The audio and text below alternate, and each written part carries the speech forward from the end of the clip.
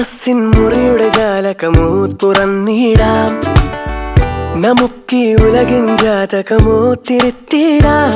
ചെറുവാടകയാൽ ഇളമാരുതനെ സഹയാത്രികനാക്കിയിടാം. മലയുടെ മാറുമറയ്ക്കാൻ ചേലയൊരുക്കും മഞ്ഞു പുതച്ചിടാം.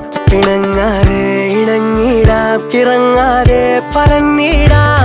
മയിലേ കുയിലേ വെറുതെ മുകിലേ വെറുതെ അല